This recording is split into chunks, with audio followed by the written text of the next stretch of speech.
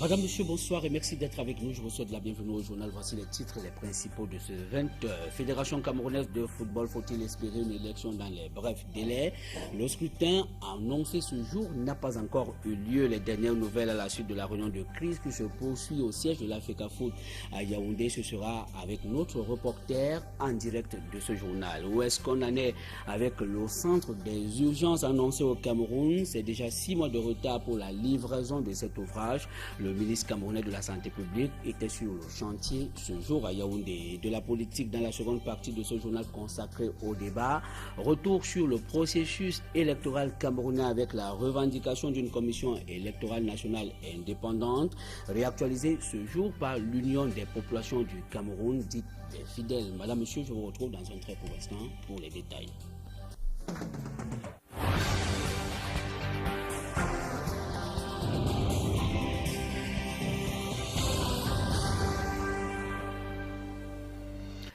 Madame, Monsieur, bonsoir une fois de plus et merci de nous retrouver sur le journal Élection à la Fédération camerounaise de football. L'impasse s'amenuise.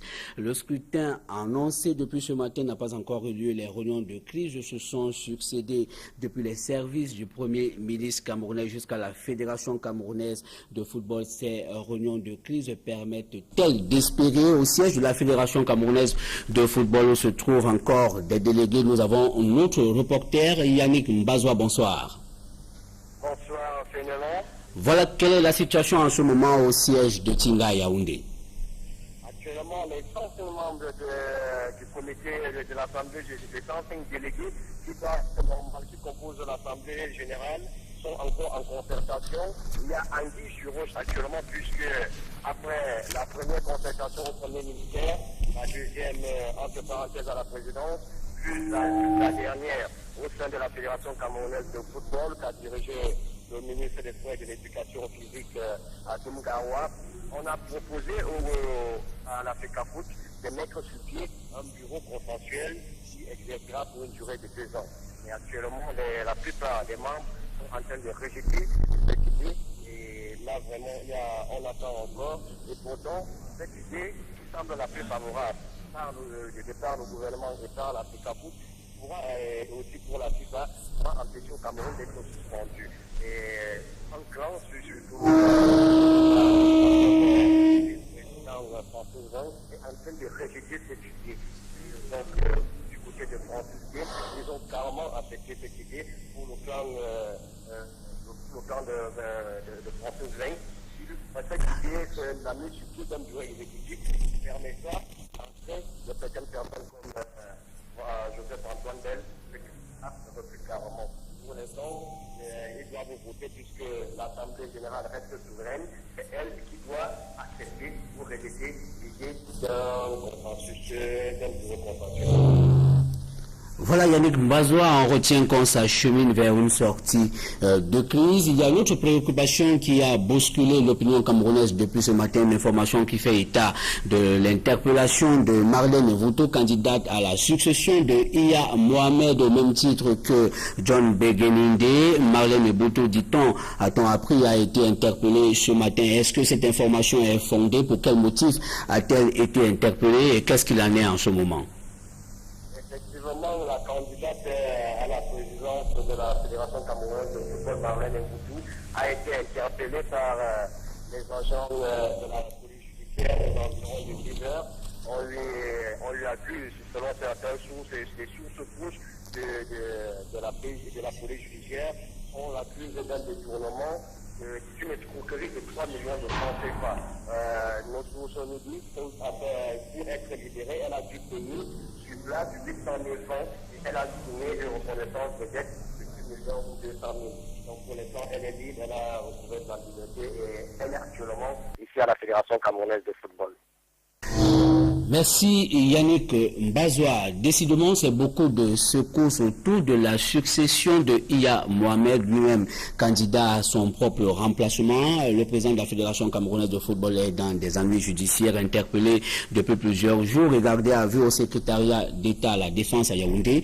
Il a été présenté ce jour au procureur près le tribunal criminel spécial qui pourrait dans les tout prochains jours, selon des sources, lui notifier les charges qui pourraient être retenues contre lui. Iya Mohamed est est interpellé pour sa gestion de la sauce de coton à Printemps.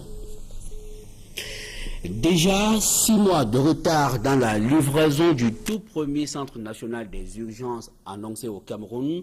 L'ouvrage en construction à Yaoundé est dans la phase de finition et devrait être ouvert d'ici la fin de cette année. C'est du moins l'assurance que donne le ministre camerounais de la Santé publique et l'ambassadeur de Corée qui ont visité le chantier ce jour. Nous y reviendrons. Assainissement urbain, une mission de la Banque mondiale dans la commune d'arrondissement de Douala 2e pour l'évaluation du projet de développement urbain. Un projet qui consiste à aménager les points d'adduction en eau potable et à construire des drains pour l'évacuation des eaux. Au cœur de cette cause à la commune d'arrondissement de Douala 2e, c'est avec Dani Warenzede et Flavien Valondongo. Des eaux stagnantes, des caniveaux bouchés. C'est l'image que reflètent encore certains quartiers de l'arrondissement de Douala 2e en cette saison de pluie. Un problème appelé à disparaître avec le projet d'assainissement urbain. Les populations se sont prononcées essentiellement sur le drainage des eaux. C'était une seule phrase, 0 inondation à Newbel. Si vous êtes du quartier, vous savez bien que c'est une poche de pauvreté extrême, Kolmitak à Douala. Évalué à 6 milliards de francs CFA, les drains construits pour cette première phase ne se déroulent pas sans difficulté. Leur problème était plus d'inondations à Newbel. En général, c'est deux communautés qui se regardaient en chien de faïence, avec un manque de confiance certain. Donc c'est ça qui a été la plus grande difficulté. La mission conduite par le directeur des opérations de la Banque mondiale rentre dans le cadre d'une évaluation. J'ai seulement visité quelques ouvrages aujourd'hui et ces ouvrages, quand même, j'étais impressionné, c'est bien fait et c'est très important pour drainer les eaux. Ils vont faire des blocs sanitaires dans les écoles, dans les places publiques. C'est la gestion des eaux liquides, des déchets liquides. Une satisfaction qui est associée à celle des habitants de Douala 2e qui ne feront plus face aux inondations. Il y a des besoins, nous allons en discuter. C'est par rapport au quota qui a été alloué à notre commune. Douala 2e n'est qu'une infime partie de ce que la Banque mondiale fait pour le développement urbain. La seconde phase, qui met un accent sur la construction des latrines, des salles de classe, ainsi que la mise en place des adductions d'eau potable, rentre dans le cadre de l'aide au développement urbain. Et le gouvernement camerounais veut optimiser l'utilisation des matériaux de construction produits localement. Une étude relative à leur disponibilité vient d'être présentée à Yaoundé. Elle appelle à une restructuration du secteur. Nous y reviendrons maintenant au Parlement. Michel Meva Meboutou marque son retour sur scène. L'ex-secrétaire général de l'Assemblée nationale vient d'être porté à la même fonction au Sénat. L'ancien ministre a été nommé à ce poste par décret du président de la République. Quelques repères sur l'homme dans ce récit de Serge Alain Otto. Michel Meva Meboutou, le nom et la silhouette de ce natif de Bibouleman, une bourgade située dans le Dia-et-Lobo, région du Sud Cameroun, ne sont pas étrangères aux observateurs de la scène politique du Cameroun multipartisan. Celui qui sort d'une longue période de mise en réserve de la République fait son entrée au gouvernement quelques années après l'accession de Paul Biya à la magistrature suprême. Le président de la République le nomme au prestigieux poste de ministre des Forces armées et quitte le gouvernement quelques années après pour occuper les fonctions de secrétaire général de l'Assemblée nationale. Présenté au sein du Sérail tantôt comme le cousin et parfois comme l'oncle de Paul Biya, Michel Meva Meboutou revient au gouvernement en 2000 et passe 4 années comme ministre des Finances et du Budget. Les observateurs savent de lui qu'il n'a pas réussi à conduire le Cameroun pour l'atteinte du point d'achèvement de l'initiative Pays pauvre, très endetté. Ce haut commis de l'État n'a pas manqué pendant sa retraite de faire les choux gras de la presse. Il est cité parmi les personnalités bien connues au Cameroun dans un rapport de la CONAC qui se sont rués dès 2008 sur la zone destinée à être expropriée pour la construction du port en eau profonde de Kribi. Michel Meva Meboutou, comme les autres, ont établi de façon hâtive des titres fonciers pour indemnisation. Des sources affirment aussi que le secrétaire général du Sénat se serait fait extorquer plusieurs millions de francs CFA par de supposés envoyés spéciaux de la présidence de la République venus lui miroiter un décret le nommant à la tête de la Société nationale des hydrocarbures. Le dernier grand acte de Michel Meva Meboutou avant cette énième remise en selle reste incontestablement son rôle de témoin principal à charge contre Marafa Amidou Yaya, Yves Michel Fotso, dans l'affaire de l'achat foireux de l'avion présidentiel.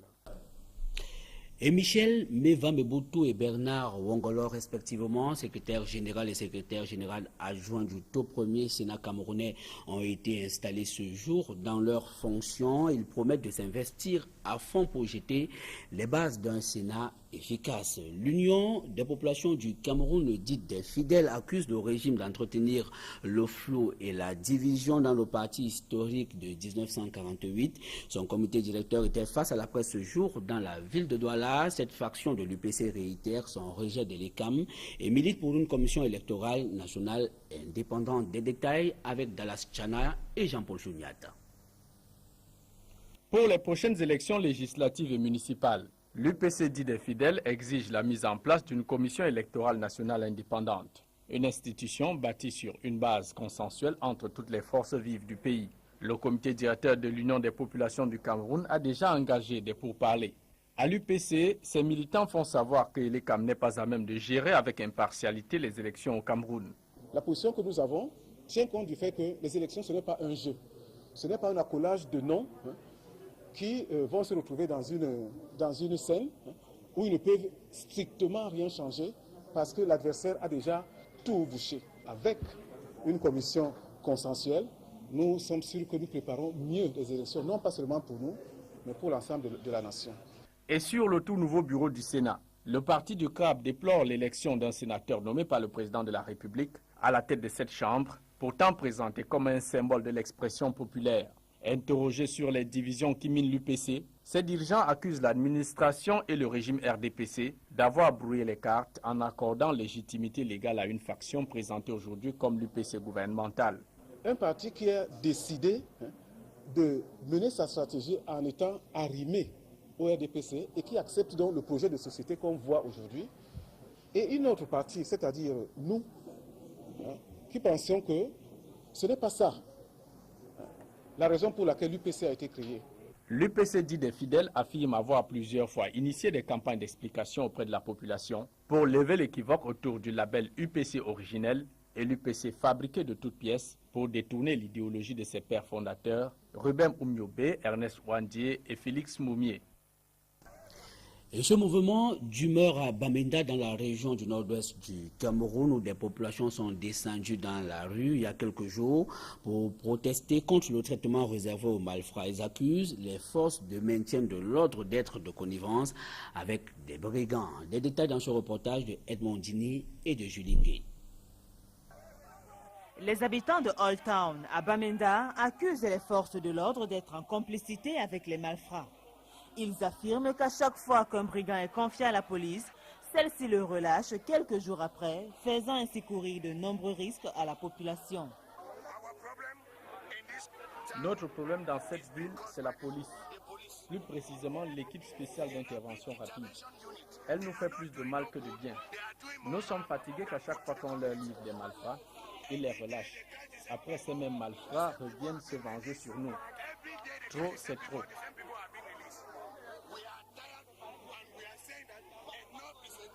La goutte d'eau qui fait déborder le vase, c'est le meurtre d'un jeune garçon de 20 ans, habitant dans le quartier. Fatigués de subir toutes ces exactions, les manifestants barrent la voie et prennent d'assaut le commissariat, menaçant de l'incendier. Ils exigent la tête des présumés meurtriers.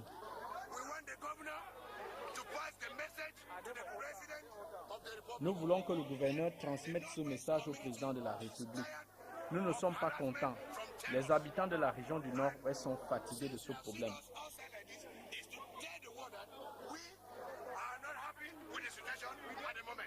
Face à l'appel incessant de ces populations, les autorités promettent de livrer les malfrats à la justice.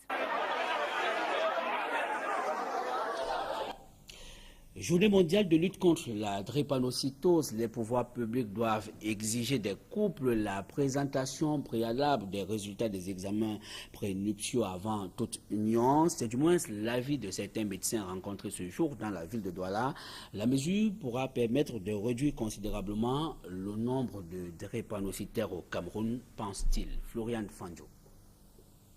Voici Jeannette, une de ces multiples mamans avec des enfants drépanocytaires.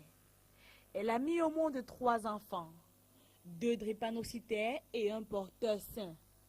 Des 3 enfants, un des drépanocytaires est décédé. La santé des 2 autres lui coûte énormément cher. En un mois, environ 15 000 francs. Ce n'est rien que pour les produits, sans compter sa nutrition. Quand elle est en crise, il y a les périodes d'hospitalisation. C'est souvent, ça dépend de l'antibiotique qu'on va lui l'administrer. Par exemple, la dernière hospitalisation qui m'a coûté Chester en 2009. J'ai fait 3 semaines, j'ai dépassé 620 000 francs pour une hospitalisation. Elle était sur Joséphine. Maman Jeannette n'a pas fait d'examen prénuptiaux avant son mariage. Comme elle, elles sont nombreuses qui vivent dans cette situation. Selon les médecins, 30 couples sur 100 au Cameroun ont des enfants porteurs de l'hémoglobine S. Face à cette situation, les médecins suggèrent des examens prénuptiaux préalables avant tout engagement pour la vie. Ils souhaitent même voir le gouvernement afin que cela soit exigé parmi les pièces à fournir avant la signature de l'acte de mariage.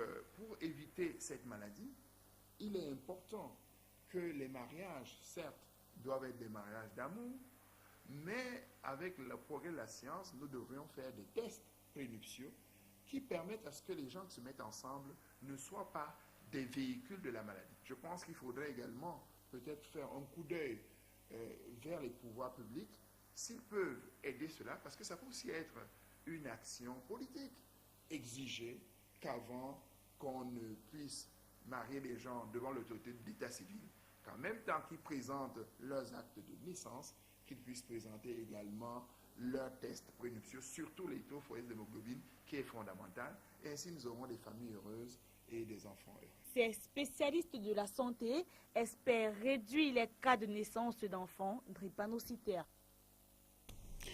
Une commémoration en appelle une autre à agir ensemble pour mettre un terme aux pratiques et coutumes discriminatoires à l'égard des veuves. C'est le thème de la 3e édition de la Journée mondiale de la veuve qui va être célébrée le 23 juin prochain. Les veuves dénoncent le mauvais traitement dont elles sont victimes au Cameroun. Mitterrand Dam et Jean-Paul Chouniat. Elles sont nombreuses au Cameroun, ces femmes veuves qui vivent dans la détresse après le décès de leur époux. Chassées du domicile conjugal, elles sont spoliées de tout le patrimoine que laisse le défunt mari. La belle famille est là, les beaux-frères, les belles-sœurs, pour nous traiter comme il n'est pas permis, nous mettre nos affaires, donner des effets dehors, demander des titres fonciers, demander les biens que nos maris ont laissés. Des juridictions compétentes sont saisies, mais au moins 3/4 de ces veuves n'ont pas toujours les moyens financiers conséquents pour suivre les procédures en instance. Nous avons des associations qui travaillent avec nous en partenariat, qui sont là pour apporter l'assistance juridique et judiciaire des femmes en général en situation difficile et des veuves en particulier. La question de la veuve spoliée et abandonnée a pris de l'ampleur au Cameroun. Et ces femmes aujourd'hui, toutes seules, ont décidé de prendre leur destin en main. Réunies en association, elles sensibilisent la société tout entière sur cette marginalisation de la veuve et ses orphelins dans la gestion des biens acquis par le couple. Par exemple, le jugement d'hérédité. Il y a des femmes qui, jusqu'à présent, ne savent pas que si la belle famille ne te procure pas le procès verbal, tu peux retrouver les juristes pour que tout soit établi et puis que tu rentres dans tes droits. Face à la détresse de la veuve, les Nations Unies ont pris le problème au sérieux, instituant depuis 2010 la Journée internationale de la veuve. En prélude à la 3e édition du 23 juin prochain, le thème retenu cette année, c'est « Agir ensemble pour mettre un terme aux pratiques et coutumes discriminatoires à l'égard des veuves ». L'association des femmes veuves Mukoussa du canton Akwa a déjà pris les devants autour d'une causerie éducative sur le volet de la succession. Une occasion parfaite. Et pour refermer cette chemise de commémoration, notons que la voix va retenir l'attention des mélomanes lors de la célébration de la fête de la musique. La 32e du genre est commémorée le 21 juin prochain sous un thème qui est en rapport avec la voix. A-t-on besoin d'une belle voix pour faire une belle carrière en musique? C'est non pour l'artiste musicien Dédié Yango. C'est un reportage signé Étienne Pascal Azeugue.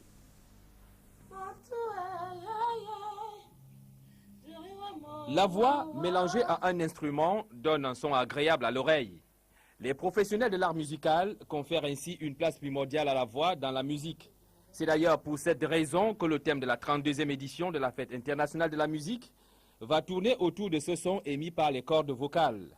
Cet artiste musicien de renom pense d'ailleurs que toute voix est unique et peut par conséquent être associée à la musique. Chaque voix est une belle voix de nature. Lorsqu'il faut mettre la voix dans une chanson, la voix occupe généralement la première place.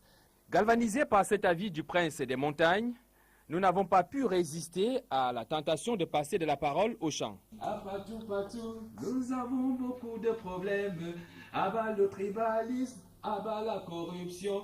Le verdict de notre prestation donne l'envie de lorgner ailleurs pendant un court instant. De nature, vous avez de belles voix.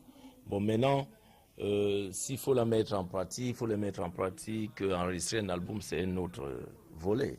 Mais il y a encore du chemin à faire pour atteindre la perfection, et cela nécessite que l'on maîtrise quelques techniques de base de chant. Il y a des techniques, comment utiliser la respiration, le souffle, l'air qu'on doit mettre dans la voix, comment rendre sa voix, mettre un peu plus d'émotion dans sa voix. Une bonne voix n'est non plus une garantie de réussite dans la carrière musicale. On n'est pas forcément obligé d'être un excellent chanteur pour faire la musique ou encore avoir une voix des rossignols pour vendre, non plus. La musique adoucit les mœurs, a-t-on coutume de dire. En voici d'ailleurs la preuve. Je me suis inscrit à l'école d'amour, tout simplement pour apprendre à t'aimer, avec un lendemain tout plein de lumière. Une chose sur mon cœur bat pour toi. Et ce départ controversé de Bonaventure Ndjonkep du banc de touche de l'Union sportive de Douala, je cite, je n'ai jamais été limogé, fin de citation. Le nouvel entraîneur de New Star fait cette précision après sa démission à laquelle ses ex-employés collent aujourd'hui une étiquette de limogeage. Serge Alain Otto.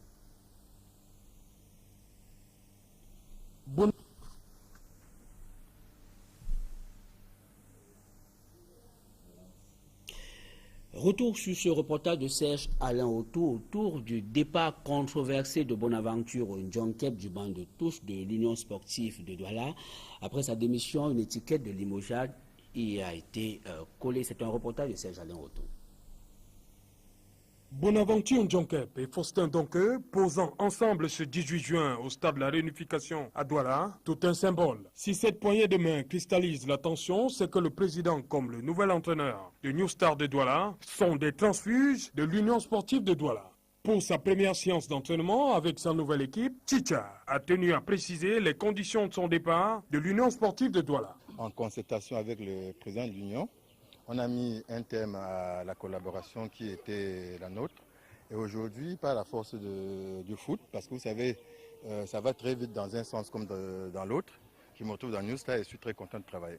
Bonaventure Ndjonkep, aujourd'hui entraîneur de New Star, le frère ennemi, une semaine jour pour jour, après l'annonce spectaculaire de sa démission, dans ce même jardin du stade de la Réunification, une décision que Faustin Donke accueille sans triomphalisme aucun. Non. On a puisé chez le grand frère. Chez le grand frère, quand le grand frère souffle qu'il n'a pas besoin de quelqu'un ou bien qu'il se sépare avec quelqu'un, tu essaies de regarder si ça peut aller chez le petit frère recrute. Donc on a recruté. Maintenant, on va voir à la fin de la saison si c'est un grand coup. Ça sera un grand coup si on a les résultats escomptés, c'est-à-dire être africain. Mais quand même, si la forme, c'est un grand coup. La signature de Bonaventure Ndjonkep intervient au terme des tractations qui ont duré jusque tard dans la nuit, du 17 au 18 juin. On était en négociation avec Ngoa Ekwam, mais il y avait le problème du lieu de résidence. Est-ce qu'il va résider permanemment à Douala? Ça clochait. Maintenant, pap, on annonce que Ndjonkep est disponible. Son agent entre en contact avec nous, Serge. Hier, on travaille jusqu'à 1h30. Le nouvel entraîneur de New Star peut faire ranger son séjour dans l'Union sportive de Douala aux oubliettes. Moi, je suis un professionnel de foot. Le professionnel joue là où il est appelé. Il entraîne là où il est amené à donner des leçons. Je peux le donner dans Union, comme hier, dans Fauveau, comme avant-hier, dans Coton. Aujourd'hui, je suis dans New Star et je suis content de travailler, comme demain, je serai ailleurs. Et cela s'est vérifié lors de ce premier contact avec ces nouveaux poulains, au rang desquels les cartes bannies de l'Union sportive de Douala. Dans le public, venus nombreux assister à cette première séance d'entraînement, très peu pensaient à la rencontre épique de la 26e journée entre l'Union et New Star, mais beaucoup n'avaient Dieu que pour Bonaventure Ndjonkep, la nouvelle star de New Star. De l'information publicitaire pour refermer la première partie de ce journal. Internet partout et plus rapide, c'est la nouvelle offre MTN Extra Surf que propose depuis le 13 juin dernier MTN Cameroun à ses nombreux abonnés. Avec la Wi-Fi Box et le mini modem, MTN a décidé de donner l'accès à Internet à un plus grand nombre. Reportage. Aujourd'hui, on va offrir la vitesse la plus rapide sur le marché. Encore une offre de MTN. C'est ce à quoi le parterre d'invités venus vivre le lancement de MTN Extra Surf semblait se résoudre cet après-midi du 14 juin à Douala. Internet à grande vitesse, seul ou en famille, grâce à MTN Extra Surf. Ce qu'on vous propose aujourd'hui, c'est deux types. En fait, ce qu'on appelle le CP, il peut l'apporter n'importe où, ça fonctionne. Okay? Donc c'est celui-là qui est ici, okay, et qui vous permet d'accéder à tous les autres. Vous serez partout dans le Cameroun, sur la connexion WiMAX comme vous le savez aujourd'hui. Vous pourrez avoir accès à ce service. D'accord? Ça, c'est pas un service individuel. Okay? Maintenant, puis là, ce qu'il y a de très intéressant. La nouvelle technologie 4G WiMAX de MTN. Jean-Simon Gagnon, Chief Marketing Officer chez MTN Cameroun, y voit trois choses principales. Plus de vitesse, plus de mobilité et plus de flexibilité pour nos clients. C'est ça les trois principaux avantages de cette nouvelle offre qu'MTN apporte sur le marché de l'Internet au Cameroun.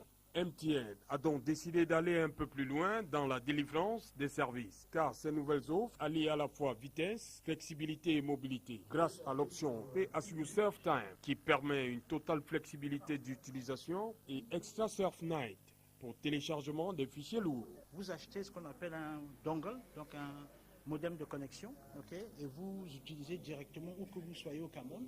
Okay, vous pouvez donc utiliser ce modem de connexion pour connecter soit de manière individuelle, ou alors si vous êtes dans une entreprise ou en famille, vous pouvez utiliser l'offre Wi-Fi, okay, qui vous permet de connecter plusieurs personnes au même moment, à partir d'un seul modem de connexion. Wi-Fi Box à 54 500 francs et le mini modem à 19 999 francs, ça c'est fait.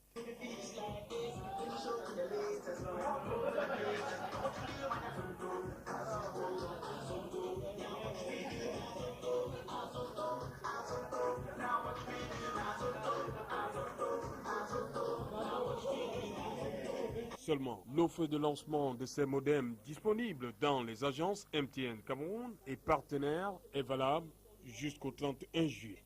MTN, everywhere you go. Voilà, madame, monsieur, je vous invite à présent à nous retrouver dans la seconde partie de ce journal consacré au débat. C'est juste après l'indicatif.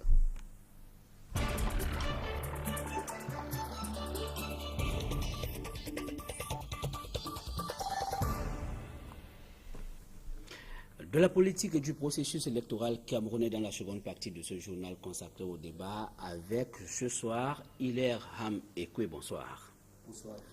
Vous êtes le secrétaire national à la communication de l'Union des populations du Cameroun. Je dois préciser la faction dite des fidèles qui est aujourd'hui présidée par Alexis Ndema qui a succédé au docteur Samuel Maki de regretter mémoire. Alors, vous continuez de revendiquer l'avènement d'une commission électorale nationale indépendante, une revendication qui a été actualisée ce jour alors que vous rencontriez la presse dans la ville de Douala. Tout à fait. Nous pensons que ce pays a besoin d'être dans la paix. Et pour que le pays soit dans la paix, il faut qu'il y ait des élections, qu'il y ait des possibilités d'alternance. Ce qui n'est pas le cas aujourd'hui. Donc, nous assistons à un système électoral verrouillé où tout le monde est d'accord qu'il ne peut avoir aucune alternance pour le moment. Parce que le RDPC a mis en place un système qui lui permet de rester éternellement et l'opposition en est consciente. Nous disons que si rien n'est fait, nous craignons. Et quand l'UPC le dit, l'UPC sait de quoi elle parle. L'UPC le dit depuis. Est-ce que cette revendication n'est pas aujourd'hui dépassée? Est-ce que vous n'avez pas le sentiment en même temps que vous prêchez dans le désert? Cette revendication, elle revient et on n'a pas le sentiment que les choses bougent et vous restez sur place. Non, bon, on peut avoir l'impression que rien ne bouge. Parce que les petits pas qu'on fait tous les jours, quand on se retourne, on pense qu'on avait fait de grands bonds. Il faut dire que l'UPC est dans la lutte depuis 1948 et au moment où elle avait décidé de lutter pour l'indépendance, on disait que les Camerounais sont incapables de fabriquer une bûchette d'allumettes. Nous sommes arrivés à l'indépendance. Quand certains se laissaient enrouler dans la boue du parti unique, l'UPC a dit qu'il faut le multipartisme. On y est arrivé. Nous pensons aujourd'hui que les élections peuvent très bien s'organiser au Cameroun. C'est pour ça que nous disons un autre Cameroun est possible. Mais là, d'autres choix sont nécessaires. Il faut nécessairement que les Camerounais s'asseyent autour d'une table et mettent en place un code électoral, un ensemble qui permette une alternance véritable. Et nous pensons que sans commission nationale électorale désignée de manière consensuelle, il ne peut pas avoir alternance au Cameroun. Et si les Camerounais sont conscients qu'on ne peut pas changer par les élections, nous craignons que les Camerounais puissent chercher d'autres moyens de changement. Est-ce que cette revendication n'est tout simplement pas comme une sorte de dilatoire? Vous avez boudé la présidentielle de 2011 en faisant croire que vous rejetez l'élection Cameroun parce que votre participation serait conditionnée par l'avènement d'une commission électorale nationale indépendante, mais cette commission n'a pas été instituée. Il y a eu quand même élection. Aujourd'hui, vous revenez à poser la même revendication. Est-ce que ce n'est pas tout simplement un dilatoire parce que vous jugez vous-même de votre incapacité à aller à une compétition électorale? Non, c'est pas là le problème. Le problème, c'est que on a avancé un tout petit peu. Avant, nous avons parlé d'un package de 6 conditions nécessaires pour de vraies élections au Cameroun. Aujourd'hui, nous sommes en train de faire des concertations. Nous sommes convaincus qu'au Cameroun, on peut trouver une trentaine de personnes capables de diriger les élections. Et ces personnes, on peut les trouver dans les syndicats, on peut les trouver dans les partis politiques, on peut les trouver dans la société civile. Et nous sommes en train de contacter des Camerounais pour associer à notre projet de commission nationale électorale indépendante. Parce que nous avons un projet, pas pour militer à l'UPC. Non, pas pour militer, mais pour militer en faveur de votre cause, de votre revendication. Nous pensons que le peuple déjà milite en faveur de nos revendications. La preuve est que les autres partis politiques prennent part aux consultations électorales, mais pas l'UPC dite des fidèles. Ces partis qui prennent part aux consultations électorales sont convaincus eux-mêmes qu'il n'y a pas de possibilité d'alternance. Ils vont à ces élections, se présentent, après se mettent à crier. Bon, alors, le peuple, quand nous disons que le peuple nous suit... Aux premières sénatoriales au Cameroun, elle a aujourd'hui au moins à son actif 14 sièges de sénateurs. Pourquoi faire? C'est la grande question. Parce que sur 100 sénateurs, le président de la République nomme 30. Il y a 70 qui sont élus. Je le mets entre griffes, mais vous voyez la constitution du bureau du Sénat. 11 contre 6, c'est-à-dire 11 ont été nommés. C'est des sénateurs qui ont été nommés par le président de la République. Le président de ce Sénat n'a pas été élu comme parmi les 70 sénateurs, mais c'est un sénateur qui a été nommé par le président de la République. Alors, c'est une preuve que tout est mis en place pour qu'il n'y ait pas changement. Et nous appelons le peuple camerounais à s'organiser dans cette revendication de la Commission nationale électorale indépendante. Parce que c'est la voie par laquelle on peut changer notre pays de manière pacifique. C'est l'élément le plus important pour assurer une alternance. C'est l'élément le plus important parce que la question importante, c'est qui organise les élections. Nous avons, c'est comme un match de football, nous avons un adversaire qui est joueur, arbitre, qui choisit le stade, qui choisit le jour de la compétition, qui a même la possibilité de changer les joueurs dans le camp adverse. Avec ça, on ne peut pas avoir de victoire. Et nous disons aux Camerounais, mettons-nous ensemble sur un potentiel d'électeurs au Cameroun de 12 millions.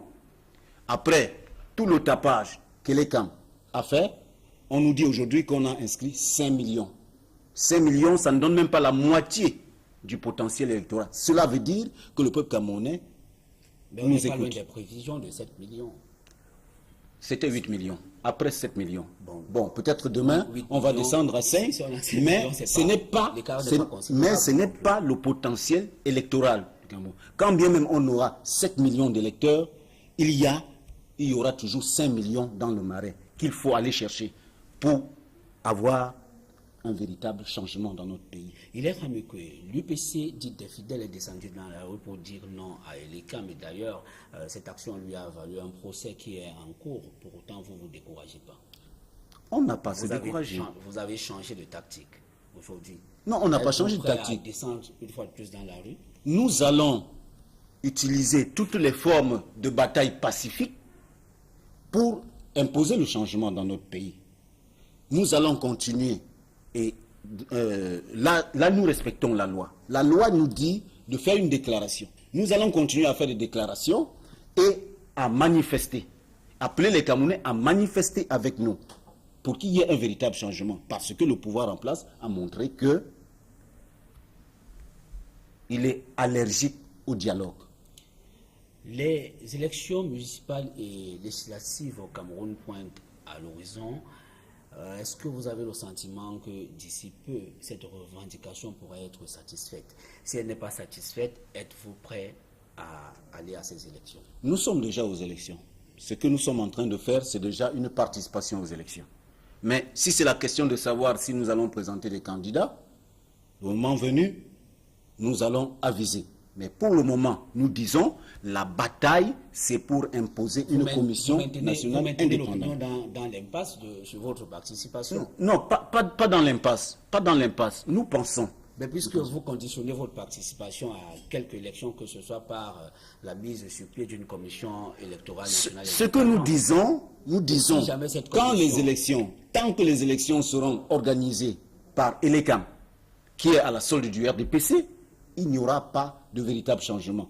Les gens peuvent glaner de part et d'autre quelques strapontins, mais ça n'apportera pas le changement. Et puisque tout porte à croire que les prochaines consultations électorales seront gérées par Elections Cameroun, allez-vous présenter à ces consultations des candidats? Monsieur Mahop, je dis ceci. Je dis notre souci actuel, c'est de lutter pour imposer une CENI au Cameroun. Et nous sommes en train de travailler pour que cette CENI voit le jour dans notre pays. Et c'est notre souci. À propos des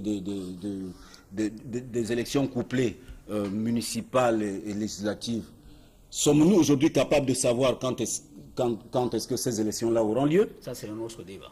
Cela veut dire que la question que vous posez, ne peut avoir de réponse que si on sait quand auront les élections, comment elles seront organisées. Ce n'est pas le cas aujourd'hui. Est-ce que vous, à la tendance dite des fidèles, est-ce que il n'y a pas un autre combat qui soit plus important à l'heure actuelle, lorsqu'on voit un peu le sort que l'UPC a subi lors des toutes premières sénatoriales au Cameroun? Ces listes ont été rejetées par Elections Cameroun et par la haute juridiction. Est-ce que l'UPC dit des fidèles ne gagnerait pas à s'inscrire dans cette dynamique de réconciliation qui est déjà impulsée par les autres factions? Non. Est-ce que ce n'est pas là, à ce niveau, où se trouve le combat? Parce que même si aujourd'hui on met sur pied une CENI, est-ce que la jurisprudence ou alors l'espoir ou alors l'expérience des sénatoriales ne va pas se répéter avec le rejet de ces candidatures si jamais l'UPC y va en rang dispersé? Bon, je crois que, M. Mahop, il y a quelque chose d'important à dire, c'est qu'au Cameroun, il y a deux partis politiques qui portent le même nom. Il y a l'UPC de 1948 et il y a l'UPC de 91. L'UPC de 91, c'est l'UPC gouvernemental. Alors, cette UPC-là n'est pas la nôtre. Quand on met de l'eau dans le sucre, on peut avoir l'eau sucrée ou le sucre mouillé. Mais quand on met de l'huile dans l'eau, l'eau reste au fond et l'huile remonte au-dessus. Donc, on ne peut pas mélanger. On n'a pas la même orientation. On n'a pas les mêmes orientations. C'est vrai que vous tirez la couverture de votre côté. Monsieur Mahop et le vaillant peuple camerounais nous observent au moins depuis 1991. Et on sait quel UPC est à l'opposition. Donc cela veut dire que vous distinguez de cette UPC qui est allé, qui a tenté de participer à l'élection sénatoriale. Qui a fait son travail, c'est-à-dire aider le système en place à rester, à perdurer. Et cette UPC-là ne fait que son travail, c'est-à-dire aider le système au Joula à conserver le pouvoir. Et cette orientation-là n'est pas la nôtre. Nous sommes une UPC de l'opposition et nous sommes assez âgés, c'est-à-dire 48-2013, nous sommes assez âgés. Cette UPC-là... Est-ce que vous n'avez pas peur aujourd'hui que le moment venu, Élections Cameroun ne puisse pas faire la différence et la distinction que vous essayez d'établir aujourd'hui? Élections Cameroun, pour nous, d'ailleurs, est disqualifié pour organiser les élections au Cameroun. Si vous voulez, le régime ou alors ceux qui organisent les consultations électorales, qui ne puissent pas faire la distinction, comme vous voulez bien nous faire croire qu'il s'agit de deux UPC qui se distinguent l'une de l'autre de par leur idéologie. Non, c'est pour ça que nous demandons à l'administration de laisser le peuple décider et de mettre tous les partis politiques dans la compétition. Voilà, et le moment venu... UPC à aller à quelques compétitions électorales que ce soit pour que le peuple lui-même en délibère. Ce n'est pas nous qui avons créé cette UPC. Donc, le gouvernement en place doit gérer ses propres contradictions. Ce n'est pas la nôtre. Nous sommes un parti politique, d'ailleurs le plus vieux parti politique du Cameroun, et nous continuons notre travail d'éducation et d'encadrement de la population. Hilaire Amekwe, merci d'avoir accepté ce plateau. C'est moi qui vous remercie. Madame, monsieur, merci de nous avoir suivis. Nous sommes arrivés au thème de ce journal. Restez connectés sur nos programmes. Je vous retrouve demain lorsqu'il sera 20h. Au revoir.